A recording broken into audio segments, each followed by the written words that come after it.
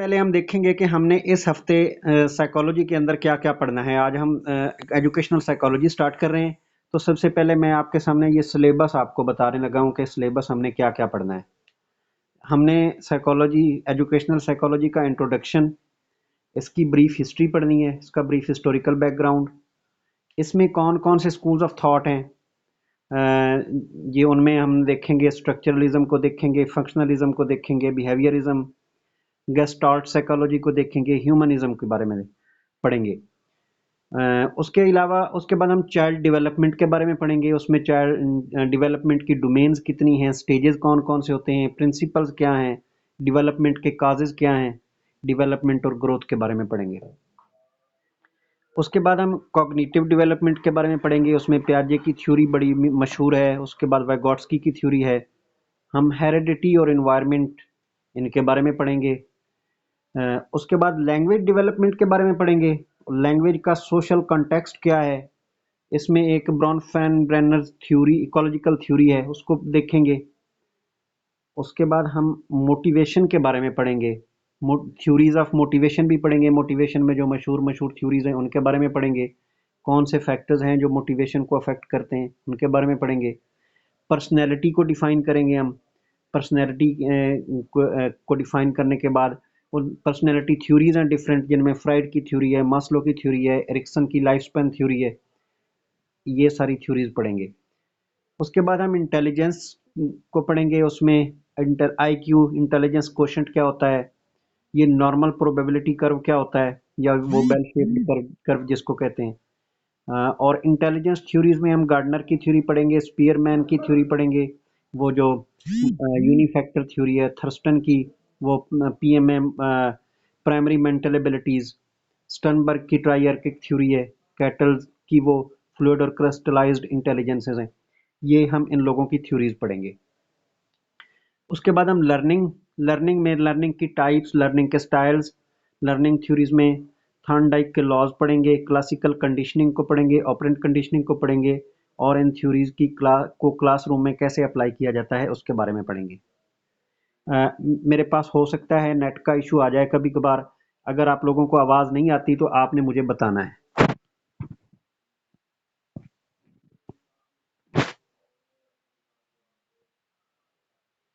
जी, आवाज़ आ रही है?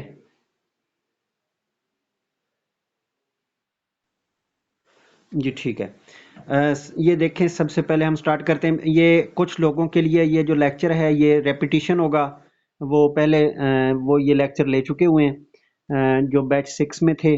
फिर वो दरमियान में हमने पॉज कर दिया था, तो ये हम दोबारा से स्टार्ट ले रहे हैं, इसलिए सबको साथ मिलाया है। ये वीक जो साइकोलॉजी का है, इसमें हम साइकोलॉजी इंशाल्लाह ख़त्म करेंगे। और जिन लोगों को रेपिटिशन हो रही है वो इसको रिपीट में देख लें। और उसमें थोड़ा सा ऐड भी है, जो हमने पहले पढ़ा था उसमें थोड़ा सा ऐड भी किया हुआ है। तो हम इसको जल्दी से लेके चलते हैं कि basis of almost all subjects is philosophy. सारे जो तमाम मज़ामीन हैं वो फिलॉसफी से निकले हैं। आप जितने भी मज़ामीन पढ़ते हैं वो उनकी बेसिक जो है वो फिलॉसफी है। फिलॉसफी से आगे तमाम मज़ामीन निकले हैं। साइकोलॉजी क्या है, ये दो अल्फाज से मिलकर बना है, साइकी और लोगो। साइकी का मतलब है सोल, और लोगो का मतलब है स्टडी, यानी स्टडी ऑफ सोल। आपके माइंड में क्या हो रहा है, ये उसकी स्टडी है। सोल का मतलब माइंड भी है। ये सोल बड़ा वाइड कंसेप्ट है, इसके बारे में मुख्तलिफ लोगों ने वो बड़े बड़े फिलोसफर जो हैं उन्होंने सोल पे काम किया है। अगर आप उसको देखें, प्लाटो से पहले सोक्रेटीज को देखें, तो वो उनका आइडियलिज्म जो है, आइडियलिज्म की फिलॉसफी आपने पढ़ी, वो बेसिकली सोल पे, वो सारा उनका काम ही सोल पे था।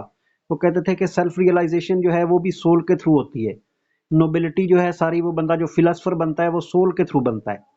तो वो उनका मानना ये था कि इंसान की जो तमाम तर सलाहियतें हैं वो उसके माइंड से,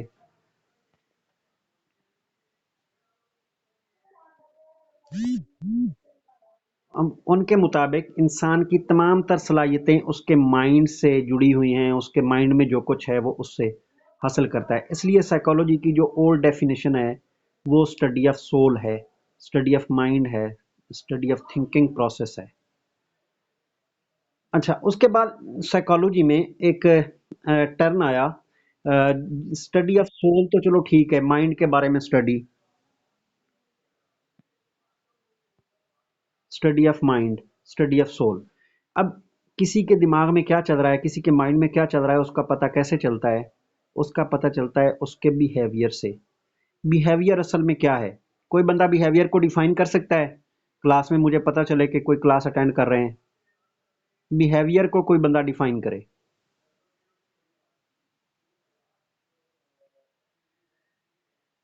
आप माइक खोल सकते हैं।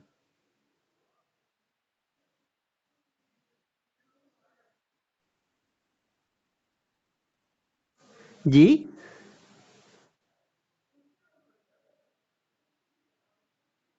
दोबारा से बताइएगा।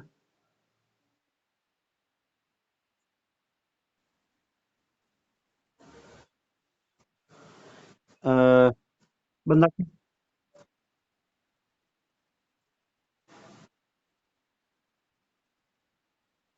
जी जी।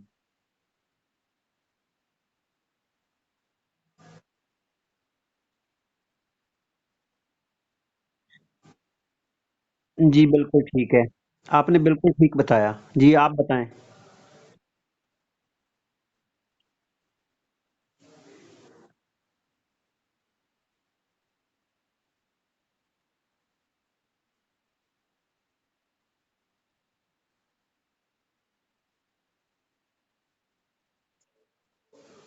जी ठीक है।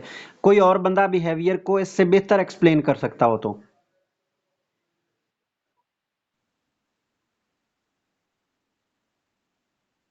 इंटेंशनल एक्ट आप कह रहे हैं?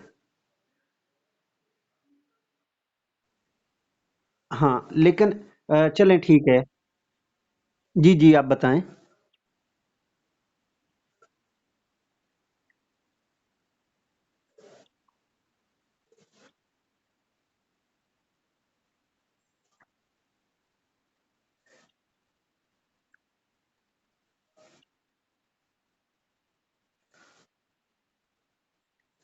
अ, जी जी।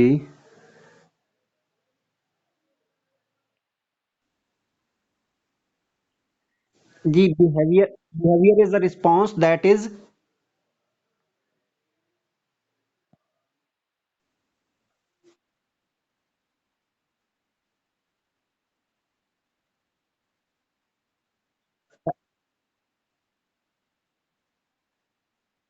जी जी।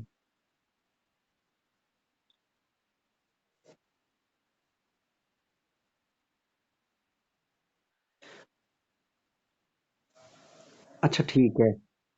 अ, अच्छा आप ये बताएं, आप लोग बिहेवियर को मेजर कर सकते हैं?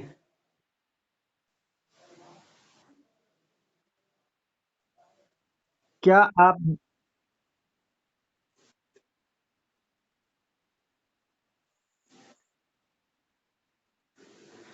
जी, जिसको आप मेजर नहीं कर सकते वो एटीट्यूड होता है, वो बिहेवियर नहीं होता। Behaviour is something measurable. जी, आप जो काम करते हैं, आप आपका जो मेजरेबल एक्शन है, उसको बिहेवियर कहा जाता है। अच्छा, ये कोई आया था मुझसे, एंट्री डिनाई हो गई उसकी। ये करना था उसको ऐड, लेकिन वो डिनाई हो गया। वो दोबारा आ जाएंगे, चलो।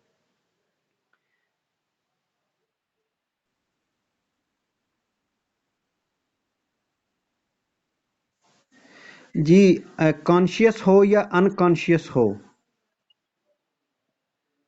बिहेवियर कॉन्शियस हो या अनकॉन्शियस हो, ये मुझे ना एक मैसेज छोड़ लेने दीजिए, फिर मैं दोबारा से आता हूँ इस बात की तरफ कि जिन लोगों का।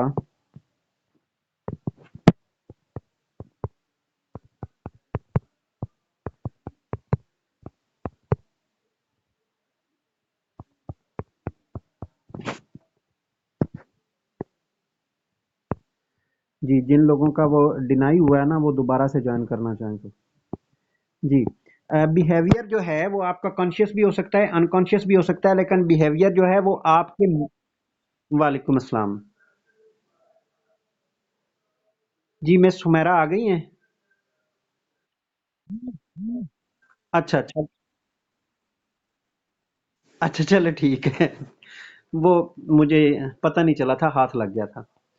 अच्छा, ये अभी टेक्नोलॉजी से इतना ज़्यादा वाकिफ़ नहीं हूँ ना मैं, इसलिए। अ, चलें जी। बिहेवियर जो है वो आप उस जो उसको मेज़र कर सकते हैं, वो आपका कॉन्शियस हो या अनकॉन्शियस हो। बिहेवियर मीन्स आपका एक्शन है। और एक्शन, अगर आपके कोई एक्शन जो आपके एटीट्यूड, वो होता है जिसको आप मेजर नहीं कर सकते, जो आपके माइंड के अंदर चल रहा है, जिसको लोग देख नहीं सकते, जिसको लोग मेजर नहीं कर सकते, ऑब्जर्व नहीं कर सकते, मेजर नहीं कर सकते। जो जो बिहेवियर है वो मेजरेबल भी है और ऑब्जर्वेबल भी है। उसको लोग देख। जी, सबकी तरफ ऐसा ही है।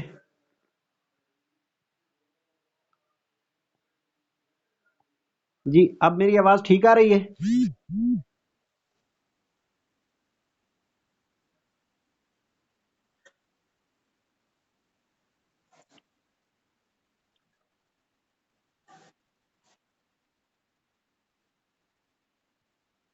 जी, स्लाइड्स तो आप अपनी निकालें, जो मैंने आप सेंड की उधर ग्रुप में। स्लाइड्स आप वो निकालें।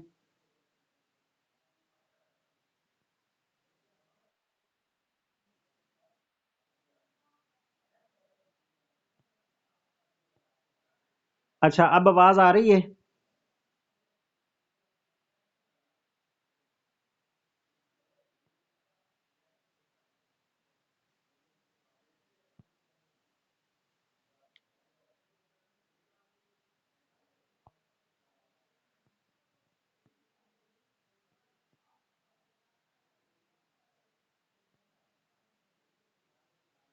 जी, बताइएगा, अब आवाज आ रही है?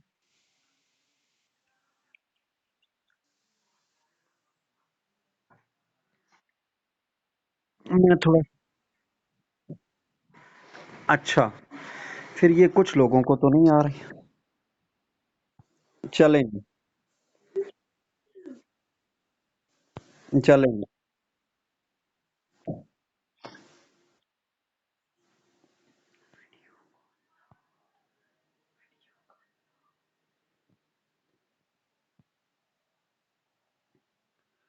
जी, तो हम बात कर रहे थे बिहेवियर और एटीट्यूड की।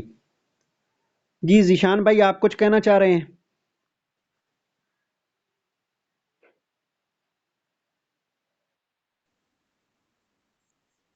रिकॉर्डिंग चल रही है। अच्छा, आगे चलते हैं। बिहेवियर और एटीट्यूड की बात ये हो रही थी। एटीट्यूड वो होता है जो आपके माइंड के अंदर जो कुछ चल रहा होता है, जिसको ना कोई ऑब्जर्व कर सकता है, ना कोई उसको मेजर कर सकता है। जबकि जो बिहेवियर है वो मेजरेबल भी होता है, ऑब्जर्वेबल भी होता है। मेजर कर सकते हैं आप बिहेवियर को। यानी किसने कितना काम किया है, किसने किस डिग्री तक काम किया है। और वो देख भी सकते हैं जो कुछ हो रहा होता है। यानी वो एक्शन जो है उसको बिहेवियर कहते हैं। तो लोगों ने कहा, जो साइकोलॉजिस्ट थे उन्होंने कहा कि देखें, किसी के माइंड के अंदर क्या क्या चल रहा है उसका पता चलता है उसके बिहेवियर से। तो जो साइकोलॉजी है उसकी next definition I study of behaviour. यानी साइकोलॉजी वो स्टडी ऑफ सोल नहीं है, स्टडी ऑफ माइंड नहीं है, बल्कि स्टडी ऑफ बिहेवियर है। जो कुछ नजर आता है वो उनके माइंड के अंदर जो कुछ होता है उसको रिफ्लेक्ट करता है, सोल के अंदर जो कुछ होता है उसको रिफ्लेक्ट करता है। इसलिए साइकोलॉजी की अगली definition I study of behaviour. इसी से बिहेवियरिज्म की फील्ड भी निकली थी। अब बिहेवियर क्यों, किसी बंदे का बिहेवियर किस वजह से होता है, उस किस बिहेवियर की रीजन क्या होती है। यानी किसी बंदे का जो भी बिहेवियर बनता है वो उसके एक्सपीरियंसेस के थ्रू बनता है। पास्ट में उसको जो उसके जो जो एक्सपीरियंसेस हुए हैं, जिस तरह का मसलन फर्ज कर ले, बच्चे का एक्सपीरियंस हुआ है, आग के पास गया है, उसको आग ने जलाया है, उसका एक्सपीरियंस हो गया, अब वो आग के करीब नहीं जाएगा। अब उसका एक बिहेवियर बन गया कि आग के करीब ज्यादा नहीं जाना। ये बिहेवियर उसके उस एक्सपीरियंस की वजह से बना। कि वो उसको वो आग से बंदा जल जाता है, उसका ये एक्सपीरियंस हो गया, उसको पता चल गया। तो यानी ये जो बिहेवियर है ये पास्ट एक्सपीरियंसेस की वजह से क्रिएट होता है। इसलिए जो साइकोलॉजी की थर्ड डेफिनेशन थी वो थी स्टडी ऑफ पास्ट एक्सपीरियंस। अब अगर आपके एग्जाम में ये तीनों आती हैं, आपके एग्जाम में ये तीनों डेफिनेशंस आती हैं, तो आप ऑल ऑल पे टिक कर सकते हैं। लेकिन अगर डिफरेंट आती हैं तो आप स्टडी ऑफ सोल करेंगे। जो बेसिक इसकी डेफिनेशन है वो स्टडी ऑफ सोल है। अगर इनमें क्लैश आता है तो आप स्टडी ऑफ सोल को टेक करेंगे। अच्छा, इसकी जो वैसे तो साइकोलॉजी बहुत पुराना सब्जेक्ट है।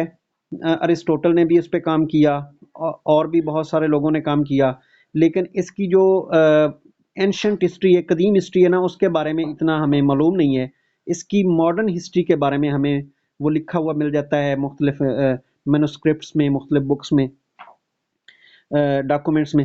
तो इसकी मॉडर्न हिस्ट्री को थोड़ा सा देखना है कि जो साइकोलॉजी है इसकी हिस्ट्री में क्या हुआ। तो साइकोलॉजी में, जैसा कि मैंने आपको बताया कि साइकोलॉजी की सेकंड डेफिनेशन थी स्टडी ऑफ बिहेवियर। उस स्टडी ऑफ बिहेवियर से ही एक फील्ड मुतारिफ हुई यूएसए में, जिसको बिहेवियरिज्म का नाम दिया गया। और बिहेवियरिज्म के फादर थे जेबी वाटसन। जेबी वाटसन को फादर ऑफ बिहेवियरिज्म कहा जाता है क्योंकि उन्होंने इस फील्ड को मुतारिफ करवाया था। और ये साइकोलॉजी में पहली फील्ड थी। इसको पहली फील्ड भी आप कह सकते हैं, पहली फोर्स कह सकते हैं, या पहली वेव कह सकते हैं साइकोलॉजी के अंदर। ये जो दरमियान में पॉज आता है, ये मैं किसी को ऐड कर रहा होता हूँ, जो लोग आ रहे हैं अभी तक उनको। इसलिए कोशिश किया करें पहले 5 मिनट में ही आ जाया करें जिन लोगों ने आना हो। अच्छा, उसके बाद जो यूरोपियन साइकोलॉजिस्ट सिगमंड फ्राइड, वो अभी तक कुछ बाकी लोग कह रहे थे ना कि जो साइकोलॉजी ये स्टडी ऑफ बिहेवियर है, लेकिन उसने कहा नहीं, जो साइकोलॉजी है ना ये तो स्टडी ऑफ माइंड है। फ्राइड ने कहा साइकोलॉजी स्टडी ऑफ माइंड के मुतल्लिक ही है। और उसने एक नई फील्ड मुतारिफ करवाई, उसको उसने साइको एनालिसिस का नाम दिया। वो जो सिगमंड फ्राइड है, इसको साइको एनालिसिस का father, father of psycho analysis कहा जाता है। इसको हम आगे डिटेल में पढ़ेंगे। फिलहाल इसका जस्ट तारफ मैं करवा रहा हूँ। ये जो साइको एनालिसिस है, ये दूसरी मशहूर फील्ड थी, दूसरी फेमस फील्ड थी, या दूसरी फेमस फोर्स थी, या दूसरी फेमस वेव थी साइकोलॉजी के अंदर। उसके बाद एक तीसरी फोर्स उभरी, तीसरी फोर्स या तीसरी फील्ड उभरी, जिसका नाम था ह्यूमनिज्म। ह्यूमनिज्म को इंट्रोड्यूस करवाया अब्राहम मास्लो और कार्ल रॉजर ने। ये ये जो ये तीनों फील्ड्स, ये तीनों फोर्सेस साइकोलॉजी के अंदर बहुत ज़्यादा मशहूर हुई। उसके बाद एक नई फील्ड कंस्ट्रक्टिविज्म आई। ये बाकी फील्ड्स का भी जो है वो भी काफ़ी फेमस थी, लेकिन बिहेवियरिज्म सबसे ज़्यादा फेमस हुई। बिहेवियरिज्म जो है ये उस वक्त सबसे ज़्यादा फेमस थी। तो कंस्ट्रक्टिविज्म जब आया तो उसने बिहेवियरिज्म को रिप्लेस कर दिया। कंस्ट्रक्टिविज्म जो है, कंस्ट्रक्टिविस्ट का मानना था, कंस्ट्रक्टिविज्म है क्या, कंस्ट्रक्टिविस्ट का मानना था कि नॉलेज जो है ये कंस्ट्रक्ट किया जाता है एक्सपीरियंस की बुनियाद पर। जैसा जैसा एक्सपीरियंस हो उसकी बुनियाद पर नॉलेज कंस्ट्रक्ट किया जाता है। अब उसमें प्याजे और वैगोट्स्की का बड़े मशहूर काम है। प्याजे के जो स्टेजेस हैं और वैगोट्स्की के जो सोशल थ्योरी है, ये दोनों बड़ी मशहूर हुई कंस्ट्रक्टिविज्म में। ये इसलिए इनको भी दो, कंस्ट्रक्टिविज्म को भी दो वेव्स में तकसीम किया गया था। पहली वेव थी कॉग्निटिव कंस्ट्रक्टिविज्म बाय प्याजे, या रेडिकल इसको कह सकते हैं, रेडिकल कंस्ट्रक्टिविज्म भी कह सकते हैं, पर्सनल कंस्ट्रक्टिविज्म भी कह सकते हैं, इंडिविजुअल कंस्ट्रक्टिविज्म भी कह सकते हैं प्याजे का। यानी प्याजे प्याजे जो है, ये इस ये कहता था कि हेरिडिटी, एज या जेनेटिक, जो इंसान के अंदर जो चीज़ विरसे में मिली है, जो चीज़ जेनेटिक है, वो ज़्यादा किरदार अदा करती है लर्निंग में भी, कॉग्निटिव डेवलपमेंट में वो ज़्यादा किरदार अदा करती है। जबकि जो वेगोट्स्की है उसका मानना था कि जो इंसान का इन्वायरमेंट है वो ज़्यादा किरदार अदा करता है डेवलपमेंट में, हर किस्म की डेवलपमेंट के अंदर वो ज़्यादा किरदार अदा करता है। तो जो प्याजे है ये बिल्कुल ये टोटली बात करता था जेनेटिक्स की, यानी इंसान के अंदर जो इनबॉर्न जो उसको इनहेरिट हुई हैं चीज़ें, वो वो ज़्यादा किरदार, बेहतर किरदार अदा करती हैं। जबकि जो वेगोट्स्की है वो कहता था कि सोसाइटी सोसाइटी ज़्यादा किरदार अदा करती है डेवलपमेंट के अंदर, लर्निंग के अंदर। अच्छा, यहाँ पे हम ये थोड़ा सा जो स्कूल्स ऑफ थॉट्स थे साइकोलॉजी के अंदर जो मुतारिफ हुए थे उनको उनको देखते हैं। स्ट्रक्चरलिज्म क्या है? स्ट्रक्चरलिज्म, ये it is the old school approach to psychology and it was proposed by William Wundt. जी जी।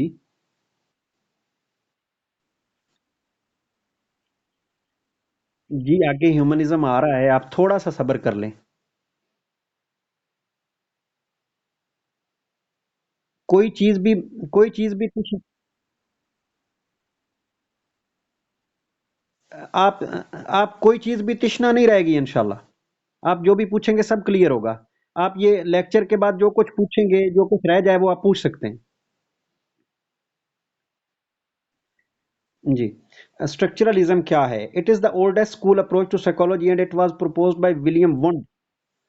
स्ट्रक्चरलिज्म जो है, ये विलियम वुंड ने प्रपोज किया इसको, यानी वो इसके स्ट्रक्चरलिज्म के जो मेन प्रोपोनेंट्स हैं उनमें से एक था विलियम वुंड।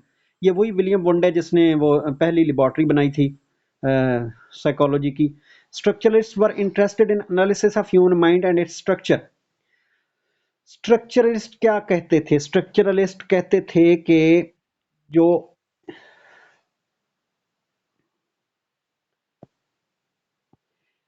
अच्छा, इससे पहले मैं आप लोगों से एक सवाल करूंगा, इसको इलेबोरेट करने से पहले, कि एनालिसिस क्या होता है? कोई बंदा बता सकता है कि एनालिसिस क्या होता है?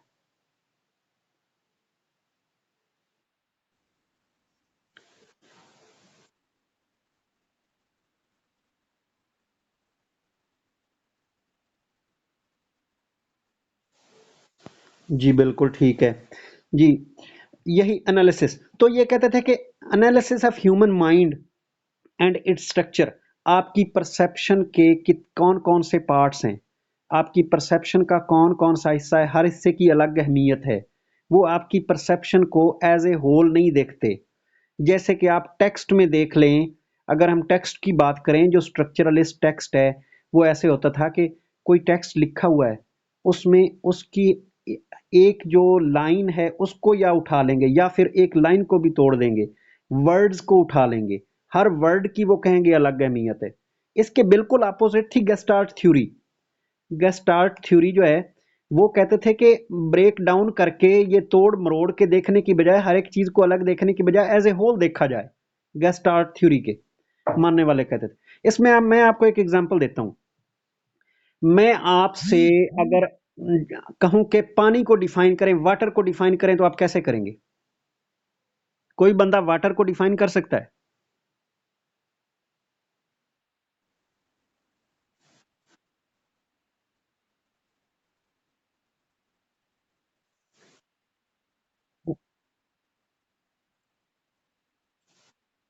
इसकी डेफिनेशन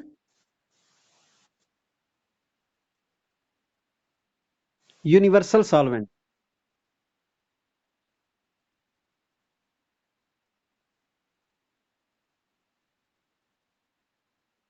जी, बिल्कुल दोनों जवाब आ गए हैं, दोनों जवाब आ चुके हैं, दोनों जवाब।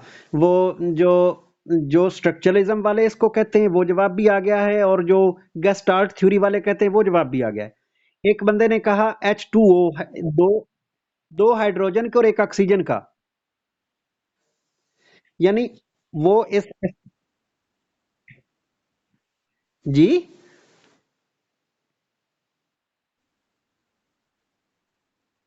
जी ठीक है, लिक्विड नेसेसरी फॉर लाइफ, ये गेस्टाल्ट वालों की डेफिनेशन है। ठीक है। अब अब मुझे बोलने दें, अब मुझे बोलने दें। स्ट्रक्चरलिज्म क्या स्ट्रक्चरलिज्म क्या है? स्ट्रक्चरलिज्म वाला कहेगा कि पानी की डेफिनेशन उस सूरत में की जा सकती है, वाटर की डेफिनेशन उस सूरत में की जा सकती है कि वो दो हाइड्रोजन के एटम है और एक ऑक्सीजन का, इनको मिलाएं, इनको हम अलग अलग करेंगे, फिर हमें जाके पानी का पता चलेगा। हाइड्रोजन और ऑक्सीजन को अलग अलग करेंगे तो हमें, ये उसने ब्रेक डाउन कर दिया और हर चीज को अलग अलग देख के उसको डिफाइन करना चाह रहा है। ठीक है। और जो कि गेस्टाल्ट थ्योरी वाला है, वो कहेगा कि जैसे इन्होंने कहा कि वो यूनिवर्सल सॉल्वेंट है या लिक्विड है जो नेसेसरी फॉर लाइफ है, या पानी जो है उससे वो सारे एक्विफर्स हैं, समंदर पानी से बने हैं, ये सारी चीजें, वो पानी को एज ए होल डिफाइन करेगा। जो बंदा तोड़ के डिफाइन करेगा वो कौन है? वो है स्ट्रक्चरलिस्ट। और जो एज ए होल उसको डिफाइन करेगा वो है गेस्टार्ट थ्योरी का मानने वाला। अच्छा तो जी जी, बताइए।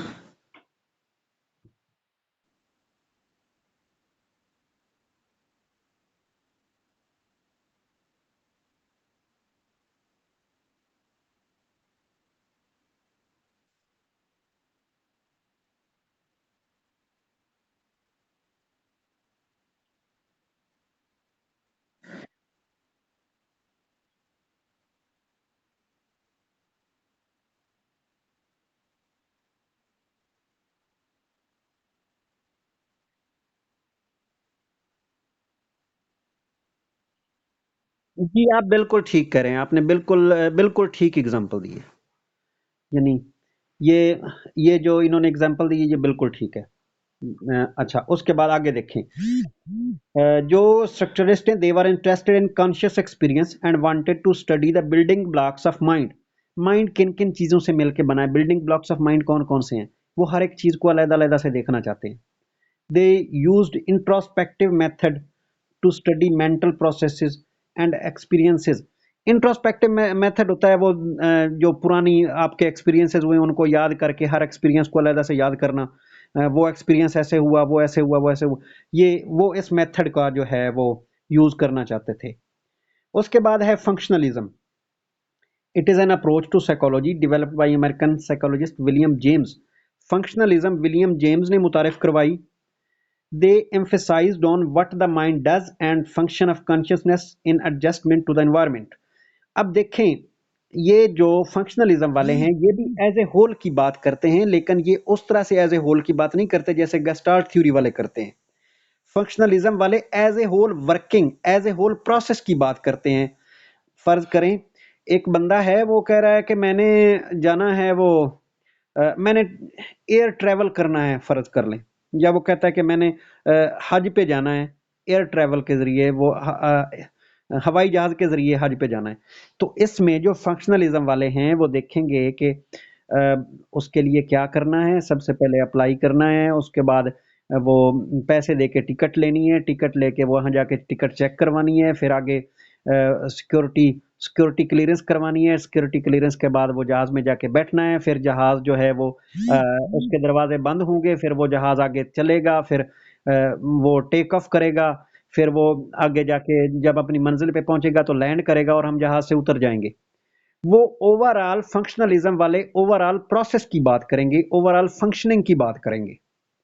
वो यानी ये नहीं कहेंगे कि बस जी ओवरऑल हम बात कर रहे हैं जहाज की, ओवरऑल ट्रैवल की बात कर रहे हैं। वो करेंगे ओवरऑल जो जितना भी उसके अंदर काम है, फंक्शनल, फंक्शन का मतलब भी काम होता है, वो उसके अंदर सारी ओवरऑल वर्किंग की बात करते हैं। व्हाट माइंड डज, अब माइंड के अंदर क्या होता है, माइंड क्या करता है, कैसे सोचता है, कैसे वो बिहेवियर पे कैसे असरअंदाज होती है, हम जो मेंटल प्रोसेस है, और उसको सोच के हम क्या करते हैं, कैसे सोसाइटी में एडजस्टमेंट करते हैं, कैसे इन्वायरमेंट के साथ एडजस्टमेंट करते हैं। ये फंक्शनलिज्म वालों का मानना है कि वो सारे वो ओवरऑल फंक्शंस जो हैं, ओवरऑल एक्टिविटीज जो हैं, ओवरऑल प्रोसेस जो है उसको देखते हैं। According to them, consciousness is an ongoing stream of mental process. It cannot be broken down into parts. वो भी इसको पार्ट्स में नहीं देखते। यानी ये नहीं देखते कि जहाज पे जाना है तो जस्ट टिकट ले लेंगे और जहाज पे चले जाएंगे, टिकट ले ली और जहाज पे चले जाएंगे। ऐसे नहीं करते। सिर्फ टिकट पे जोर नहीं देते, सिर्फ टिकट लेना, ये इसको इसकी बात नहीं करते, वो ओवरऑल प्रोसेस की बात करते हैं। They also used introspective method to study mental process.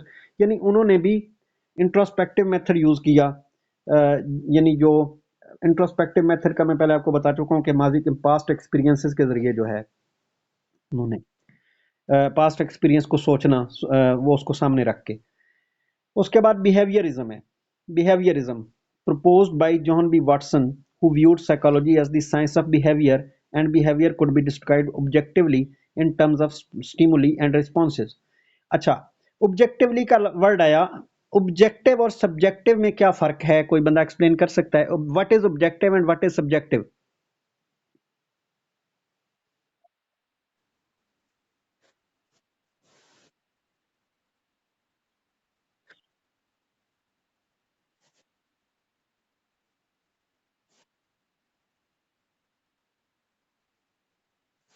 जी कुछ हद तक ठीक है। जी आप बताइएगा जो दूसरा बंदा।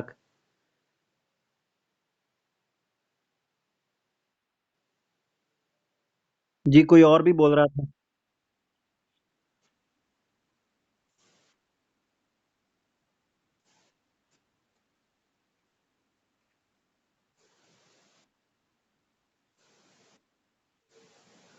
जी आप दोनों की बात बिल्कुल ठीक है। जी आ रही है। आप दोनों की बात ठीक है। जो सब्जेक्टिव है वो अपनी मर्जी से बनाई गई कोई चीज है। सब्जेक्टिव अपनी मर्जी से बनाई गई की चीज है, उसमें आप जो हार्ड एंड फास्ट रूल्स हैं उनको फॉलो नहीं करते। जबकि ऑब्जेक्टिव कोई ऐसी चीज है जिसके पहले से असूल वजा किए हुए हैं और आपको उन असूलों के मुताबिक चलना है। आप दोनों ने जो डेफिनेशन इसकी की वो दोनों बिल्कुल ठीक है। मैं इसको मजीद आसान करके बताना चाह रहा था। अच्छा, ये behaviour and could be described objectively in terms of stimuli and responses, यानी ये स्टिमुलस और रिस्पॉन्स के जरिए जो बिहेवियर है उसको ऑब्जेक्टिवली उन्होंने बयान किया बिहेवियरिस्ट ने। उन्होंने जानवरों पे अपने तजर्बात किए थे बिहेवियरिस्ट ने तकरीबन सारे, तो वो कहते उन्होंने उसको इंसान पे अप्लाई किया, इंसानों पे अप्लाई किया, और वो कहते थे कि ऐसा ही होता है, यानी मोस्ट ऑफ द सिचुएशंस में ऐसा ही होता है। उन्होंने इसको इसको जनरलाइज किया अपने वो जो उनके एक्सपेरिमेंट्स थे। This approach propose that mentalist concept such as consciousness, image और mind can not be measured or studies objectively and scientifically. हाँ, बिहेवियरिज्म का के मानने वालों का कहना था कि ये जो लोग कहते हैं ना कि ये मेंटल प्रोसेसेस ऐसे होते हैं, सोच ऐसी होती है, वो कहते हैं कि सोच ऑब्जेक्टिव नहीं हो सकती, हर बंदे की सोच मुख्तलिफ हो सकती है, कोई किसी तरह सोचता है, कोई किसी तरह सोचता है। इसलिए आप वो मेंटलिस्ट पे जो मानने वाले या आइडियलिज्म के मानने वाले आप कह लें, वो कहते हैं कि आइडियलिज्म को जो मानते हैं वो ऑब्जेक्टिव नहीं होते, वो वो जो हैं वो उनके हार्ड कोई रूल्स नहीं होते, वो साइंटिफिक नहीं होते। ऑब्जेक्टिव का दूसरा मतलब साइंटिफिक भी है, यानी वो उनकी ये साइंटिफिक बात नहीं है, ये वो सब्जेक्टिव बात है। Watson emphasised on observable and verifiable response to stimulus. वो कहता है कि साइंटिफिक चीज क्या है, जो जिस चीज पर एक्सपेरिमेंट किया जाए, जिसको वेरीफाई किया जाए, जिसका फाल्सिफिकेशन टेस्ट किया जाए, वो चीज साइंटिफिक होती है। तो वाटसन ने भी इस बात पे जोर दिया था कि जो चीज ऑब्जर्व की जा सकती है, जिसको वेरीफाई किया जा सकता है, जो स्टिमुलस का रिस्पॉन्स नजर आता है, वो ही जेन्युइन है, बाकी कुछ भी जेन्युइन नहीं है। He was influenced by Pavlov's classical conditioning and was interested in the study of learning. ये जो पावलोव की क्लासिकल कंडीशनिंग है उससे वो इम्प्रेस था वाटसन, और इसलिए वो लर्न स्टडी ऑफ लर्निंग में इंटरेस्टेड था। आगे ये गेस्टाल्ट साइकोलॉजी आ गया, वही वाला जो जिसकी हम पहले बात कर रहे थे। This approach was a revolt against structuralism. ये स्ट्रक्चरलिज्म के बिल्कुल रिवॉल्ट, उसके खिलाफ बगावत थी। Founded in Germany by Wertheimer Kohler and Koffka. ये नाम आपको आते हैं?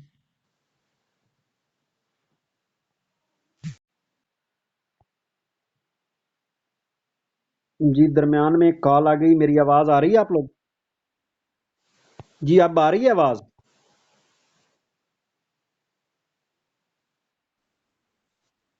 जी, सॉरी, दरमियान में कॉल आ गई थी।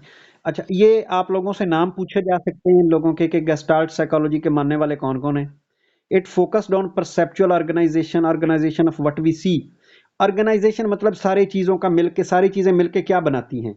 And they also demonstrated the laws of perceptual organization. Structuralists wanted to break down perception into elements, but Gestalt stated that when we look at the world, our perceptual experience is more than the sum of the components of the perceptions. We give meaning to the perception. ये वो वही बात जो हम पहले कर रहे थे कि स्ट्रक्चरलिस्ट तो कहते थे कि हर चीज को अलग अलग से एलिमेंट, वो उसके एलिमेंट्स को, हर एक एलिमेंट्स को देखो तोड़ के। जबकि गेस्टार्ट्स वाले ये कहते थे कि चीजों की जो सारी चीजें मिलके एक चीज बनाती हैं, वो उन कंपोनेंट से कुछ आगे की बात है, वो उससे आगे हम उस जो परसेप्शन एक बनती है, मुख्तलिफ परसेप्शन के जो एलिमेंट्स हैं उनको जोड़ने से उस परसेप्शन को आगे मीनिंग भी दिए जा सकते हैं, उसको आगे इंटरप्रेट भी किया जा सकता है। ये गेस्टाल्ट वाले कहते थे।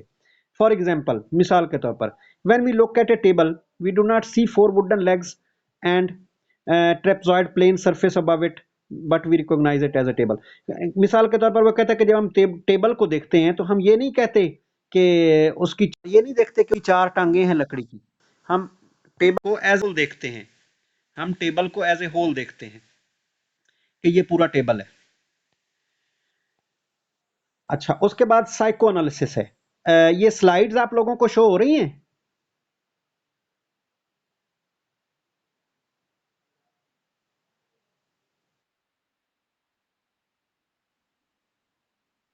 वो आप लोग निकाल लें ना अपने वो जो ग्रुप से, वहां से आप उसको ग्रुप से निकाल के देखते रहे ना, साइको एनालिसिस पे आया हूं मैं। साइको एनालिसिस क्या है? This approach was propose by doctor Sigmund Freud. Sigmund Freud ने ये अप्रोच मुतारिफ करवाई, जैसे कि मैंने पहले आपको बताया कि सिगमंड फ्राइड को फादर ऑफ साइको एनालिसिस भी कहा जाता है। He viewed human behaviour as a dynamic manifestation of unconscious desires and conflicts of which we are not aware at present।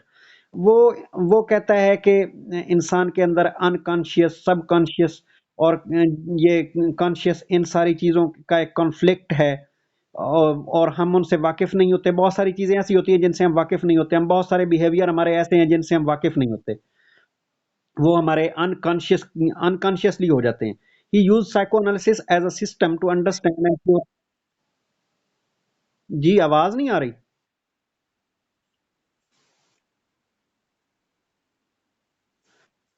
Psycho analysis के बारे में उसने कहा था ये, आप ये कह लें कि उसने कहा कि बहुत सारी चीज़ें जो हैं वो हमें कॉन्शियसली उनका पता नहीं होता। हमारे बहुत सारे बिहेवियर जो हैं वो कॉन्शियस बिहेवियर नहीं होते, वो अनकॉन्शियस भी होते हैं। जैसे कि वो इंटरप्रिटेशन करता है ड्रीम्स के जरिए, इंटरप्रिटेशन थ्रू ड्रीम्स, कि वो जो इंसान के बहुत सारे बिहेवियर हैं वो ड्रीम्स जो हैं उनकी वजह से होते हैं, उनके ड्रीम्स की वजह से होते हैं, जो वो ख्वाबों में देखते हैं।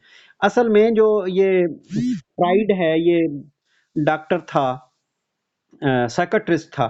उसके पास जो है वो एडल्ट पेशेंट आते थे, उनका इलाज करता था। तो ये हम जब इसकी पढ़ेंगे ना साइको एनालिसिस, आगे इसके वो स्टेजेस भी, तो उसमें ज़्यादा इसको इलेबोरेट करूंगा मैं आपको। ही यूज साइको एनालिसिस क्योंकि वो पहले कुछ लोगों का एतराज़ है मेरे ऊपर, वो मुझे मैसेज मिला है कि आप ना फ्राइड आपका फेवरेट है और आप फ्राइड को ही वो रगड़ते रहते हैं और साइकोलॉजी की क्लास गुजर जाती है। तो मैं इसलिए फ्राइड को आज थोड़ा टाइम देना चाह रहा हूँ। He use psychoanalysis as a system to understand and cure psychological disorder. हाँ, वो उसको उसने साइकोएनालिसिस को एक सिस्टम के तौर पर डील किया और उसने इससे साइकोलॉजिकल डिसऑर्डर्स का इलाज भी किया। उसके बाद ह्यूमनिज्म की फील्ड है। It was advocated by Carl Roger and Abraham Maslow. ये जो ह्यूमनिज्म है ये कार्ल रॉजर और अब्राहम मास्लो ने मुतारिफ करवाया। They emphasised on free will of human beings. इंसान आज़ाद हैं, people are free to do whatever they choose to do. लोग आज़ाद हैं, वो जो चाहें वो करें। Their actions are not predetermined by any force. उनके एक्शंस वो प्री डिटरमिन्ड नहीं है, पहले से तयशुदा नहीं है इंसान के एक्शंस। क्या ऐसा है? क्या हम आज़ाद हैं? क्या हमारी फेट प्री डिटरमिन्ड है या नहीं है? आप लोग बोल सकते हैं।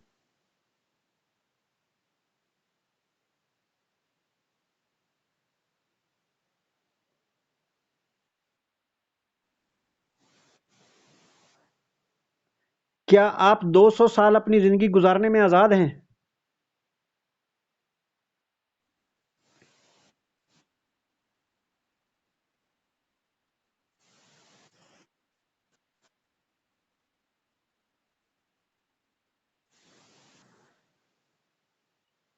क्या आप जिंदगी में जो भी हासिल करना चाहते हैं वो आप हासिल कर लेते हैं 100%?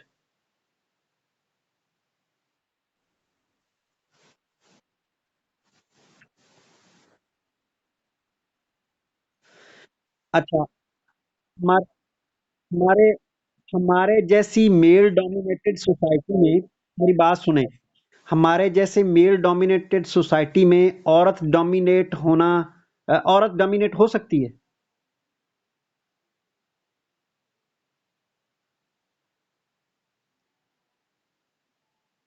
औरत अगर नहीं ना हो सकती, फिर आप कैसे कह सकते हैं हम आजाद हैं?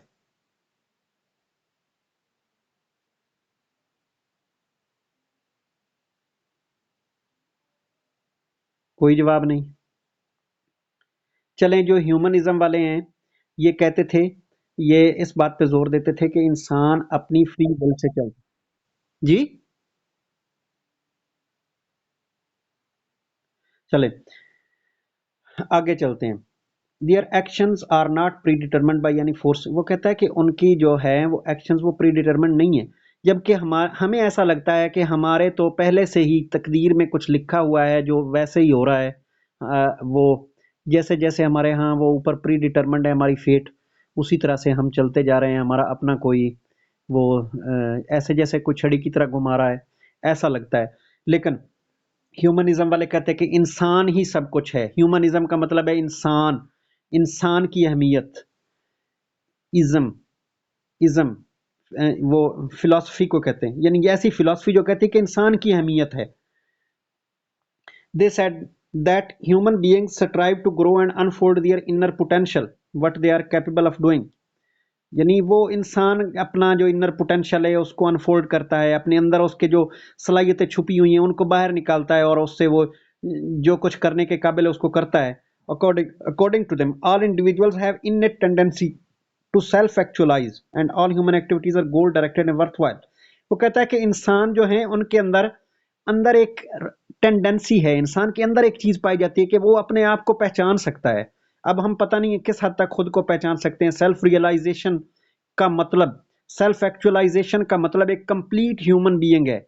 सेल्फ एक्चुअलाइजेशन क्या है? आप कैसे अपने आप को पहचानते हैं? क्या आप अपनी जिंदगी का, आपकी जिंदगी का क्या मकसद है उसको पहचानते हैं? क्या आपको पता है आपको किस लिए क्रिएट किया गया है? आपकी जिंदगी, आपको किस लिए बनाया गया है? इस दुनिया में आप क्यों आए हैं? सेल्फ एक्चुअलाइजेशन, आपकी आपकी बॉडी के अंदर जो इतने निजाम काम कर रहे हैं, ये किस लिए काम कर रहे हैं? तो क्या आपको जिंदा रखना ही वाहिद मकसद है? अगर जिंदा रखना ही वाहिद मकसद है तो फिर आप मर क्यों जाते हैं? तो ये इन चीजों को, यानी ये ऐसे सवालात हैं ह्यूमनिज्म जिनका जवाब नहीं देता। अब देखें, ह्यूमनिज्म भी इंसान की फ्री विल को एडवोकेट करता है और एग्जिस्टेंशियलिज्म भी इंसान की फ्री विल को एडवोकेट करता है। एग्जिस्टेंशियलिज्म भी कहता है कि इंसान ही सब कुछ है, इंसान की अहमियत है। लेकिन ह्यूमनिज्म डिफरेंट तरीके से करता है, एग्जिस्टेंशियलिज्म डिफरेंट तरीके से करता है। एग्जिस्टेंशियलिज्म के मानने वाले कहते हैं कि इंसान जो है उसकी जिंदगी में कोई पर्पस नहीं है। ये कहते हैं कि इंसान की जिंदगी में पर्पस है और इंसान उस पर्पस को पहचानता है। एग्जिस्टेंशियलिज्म वाले कहते हैं कि इंसान की जिंदगी का कोई मकसद नहीं है, जस्ट जैसे गुजर रही है उसको गुजरने दो, जैसे इंसान चलता है उसको चलने दो। वो ये कहते हैं। वो कहते हैं कि देखें, आप जितना मर्जी कुछ कर लें, एग्जिस्टेंशियलिज्म वाले कहते हैं ऊपर तो मौत का साया खड़ा है, उसने तो आपके सारी प्लानिंग को मलिया मेट कर देना है। एग्जिस्टेंशियलिज्म की वालों की फिलॉसफी तो मौत से शुरू होकर मौत तक खत्म होती है। वो कहते हैं यानी फना से फना तक का सफर है एग्जिस्टेंशियलिज्म वालों का। लेकिन जो ह्यूमनिज्म वाले हैं ये कहते हैं कि इंसान की अहमियत है, इंसान को पता है उसने क्या करना है, इंसान को आजाद होना चाहिए, इंसान की फ्री विल होनी चाहिए। अच्छा, ये थोड़ा सा इसके जो स्कूल्स ऑफ थॉट्स थे उनका इंट्रोडक्शन था। इनमें जब हम इसकी टोटल थ्योरीज पढ़ेंगे इनकी, तो वो आगे वो उसमें मजीद आप लोगों को इसके बारे में पता चल जाएगा। उसके हम थोड़ी सी ईयर वाइज डेवलपमेंट इसके बारे में देखते हैं, साइकोलॉजी की हिस्ट्री की। 1879 में फर्स्ट लेबॉर्ट्री विलियम वोन ने बनाई। ये एक जर्मन साइकोलॉजिस्ट थे। इनको फादर ऑफ मॉडर्न साइकोलॉजी भी इसीलिए कहा जाता है कि उन्होंने पहली लेबॉर्ट्री बनाई। उन्होंने इसको साइंटिफिक सब्जेक्ट बनाया लेबॉर्ट्री बना के, इसलिए ये 1879 में ऐसा हुआ था। 1890 में पहली टेक्स्ट बुक साइकोलॉजी की principles of psychology William James ने लिखी। ये विलियम जेम्स वही थे जो फंक्शनलिज्म के वो प्रोपोनेंट थे। ये भी अमेरिकन साइकोलॉजिस्ट थे। Sigmund Freud developed the field of psychoanalysis. 1900 में सिगमंड फ्राइड ने साइकोएनालिसिस की फील्ड मुतारिफ करवाई। Pavlov got Nobel prize in medicine. Pavlov ने मेडिसिन में नोबेल प्राइज हासिल किया 1904 में। ये वही पावलोव है जिसका वो एक्सपेरिमेंट है कुत्ते पर क्लासिकल कंडीशनिंग में, तो उसको भी हम बड़े वो तफसील से पढ़ेंगे इंशाल्लाह। उसके बाद 1905 में फर्स्ट इंटेलिजेंस टेस्ट डेवलप किया अल्फ्रेड बीने ने। फ्रेंच गवर्नमेंट ने उसको कहा था, ये एक फ्रेंच साइकोलॉजिस्ट थे, फ्रेंच गवर्नमेंट ने उसको कहा था कि कोई ऐसा मैयर होना चाहिए जिससे बच्चों की इंटेलिजेंस जो है उसका पता चलाया जा सके। तो 1905 में बीने ने, अल्फ्रेड बीने ने ये फर्स्ट इंटेलिजेंस टेस्ट बनाया। 1920 में गेस्टाल्ट साइकोलॉजी वजूद में आई, जो जिसके हम बारे में बात करते रहे हैं कि एज ए होल चीज़ों को देखना, गेस्टाल्ट साइकोलॉजी, ये 1920 में वजूद में आई। और 1924 में book name behaviourism by J B Watson की बुक बिहेवियरिज्म पब्लिश हुई। तो आज के लिए इतना ही। अगर आप लोग आगे चलना चले ये भी थोड़ा पढ़ लेते हैं और भी टाइम। चले ये एक स्लाइड और पढ़ लेते हैं। अच्छा, अब ये हमने पहले पढ़ा थोड़ा सा साइकोलॉजी का तारुफ। अब साइकोलॉजी से हमारा जो इसमें टॉपिक है वो बेसिकली है एजुकेशनल साइकोलॉजी। एजुकेशनल साइकोलॉजी क्या है? How to educate the children by understanding them. Psychology का मतलब ये कि आपने उनके माइंड को पढ़ना है, उनके बिहेवियर को पढ़ना, उनके बिहेवियर को देखना है, उनके वो एक्सपीरियंसेस को देखना है बच्चों के, और फिर उनको उनको समझ के फिर उनको कैसे पढ़ाना है। ये एजुकेशनल साइकोलॉजी है, ये एजुकेशनल साइकोलॉजी का पर्पज है। अब एजुकेशनल साइकोलॉजी में सबसे बड़ा नाम जो सबसे पहले था वो था E.L. थॉर्नडाइक का। ये वाटसन का स्टूडेंट था। वाटसन जो बिहेवियरिज्म का बानी है उसका ये E.L. थॉर्नडाइक का बड़ा नाम है। उसने बहुत सारे जानवरों पे बहुत सारे एक्सपेरिमेंट किए। आप देखेंगे बिहेवियरिस्ट के मोस्टली जो एक्सपेरिमेंट्स हैं वो जानवरों पे हैं, और फिर उन्होंने इसको एजुकेशन पे अप्लाई किया। थॉर्नडाइक को फादर ऑफ एजुकेशनल साइकोलॉजी कहा जाता है। फादर ऑफ एजुकेशनल साइकोलॉजी कहा जाता है थॉर्नडाइक को। ये इसमें हमने बहुत सारे फादर देखे हैं, वो आप फादर याद कर लीजिएगा कि कौन किसका फादर है, कौन साइको एनालिसिस का फादर है, कौन बिहेवियरिज्म का फादर है, कौन एजुकेशनल साइकोलॉजी का फादर है, क्योंकि बाज़ औक़ात ये फादर इम्तहान में पूछ लेते हैं। अच्छा, थॉर्नडाइक जो है ये एजुकेशनल साइकोलॉजी का अब्बा है। इसने लॉज ऑफ लर्निंग पेश किए, कंसेप्ट ऑफ होमवर्क इसने दिया, रिवार्ड एंड पनिशमेंट का कंसेप्ट दिया। ये बहुत सारे जो तालीमी इदारे हैं उनमें उसके ये जो मार कुटाई आपको मार पड़ती रही है, ये भी वो उसने आपको मरवाया है थॉर्नडाइक ने। ये जो होमवर्क इतना ज़्यादा बर्डन आपको मिलता रहा ये भी इसकी वजह से मिलता रहा है। ये जो आपसे वो एक दूनी दूनी दो दूनी चार वो आपसे प्रैक्टिस करवाई जाती रही है, एक्सरसाइज करवाई जाती रही है, ये भी इसी का किया धरा है थॉर्नडाइक का। तो थॉर्नडाइक एजुकेशनल साइकोलॉजी पे छाया हुआ था। He was like a god in educational psychology. कोई उसकी बात से मुंह नहीं फेर सकता था। एजुकेशनल साइकोलॉजी में उसका एक इतना बड़ा मुकाम था। लेकिन फिर एक बंदा आया जॉन डेवी, उसने उसको चैलेंज किया। उसने कहा नहीं तुम गलत कह रहे हो, बच्चों को सज़ा नहीं दी जा सकती, सज़ा से बच्चे जो है वो चिड़चिड़े हो जाते हैं, उनको नहीं पढ़ाया जा सकता। रिवार्ड भी उस तरह काम नहीं करता जिस तरह तुमने कहा है। जो होमवर्क का कंसेप्ट है वो भी ठीक नहीं है। बच्चों को स्कूल के अंदर ही जो कुछ आप एक्टिविटी देते हैं, जो प्रोजेक्ट देते हैं वो काम करता है। जो प्रोजेक्ट मेथड है वो काम करता है, होमवर्क से नहीं। ये जो जो उसका लॉ ऑफ एक्सरसाइज था, रट्टा रट्टा मारना एक एक चीज को बार बार करके, वो भी ठीक नहीं है। रट्टे के साथ अंडरस्टैंडिंग डेवलप नहीं होती, ये डेवी ने कहा। अब डेवी ने जब उसको चैलेंज किया तो डेवी की बात नकार खाने में तोती की आवाज कौन सुनता है। सबने कहा कि वो इतना बड़ा बंदा है थॉर्नडाइक, तो और ये जॉन डेवी कहाँ से आ गया, ये उसने उसको चैलेंज किया। तो जॉन डेवी को बड़ी मुश्किल हुई अपने आइडियाज़ को मनवाने में। उसने अपने आइडियाज़ को मनवाने के लिए एक लेबॉर्ट्री स्टैब्लिश की। लेबॉर्ट्री या एक्सपेरिमेंटल स्कूल। लेबॉर्ट्री स्कूल आप ये देखें मुख्तलिफ यूनिवर्सिटीज़ के अंदर लेबॉर्ट्री स्कूल होते हैं। तो उसने लेबॉर्ट्री स्कूल बनाए और बिहेवियरिस्ट के सारे एक्सपेरिमेंट्स जानवरों पे थे। उसने अपने सारे एक्सपेरिमेंट्स बच्चों पे किए लेबॉर्ट्री स्कूल्स में, और उसने साबित किया कि ही वाज राइट। आजकल यही वजह है कि आजकल हमारे स्कूलों में जितने भी टीचिंग मेथड्स चल रहे हैं वो जॉन डेवी के अकॉर्डिंग हैं। जो पुराने स्कूल्स हैं उनमें कुछ थॉर्नडाइक के अभी तक चल रहे हैं, लेकिन जो भी मॉडर्न स्कूल्स हैं, जो भी मॉडर्न एजुकेशन दी जा रही है, वो उसकी बुनियाद जॉन डेवी के थॉट्स पे रखी गई है। तो आज के लिए इतना ही। कल इंशाल्लाह नेक्स्ट पढ़ेंगे। आप लोगों के कोई क्वेश्चन हो तो मैं वेट कर रहा हूँ।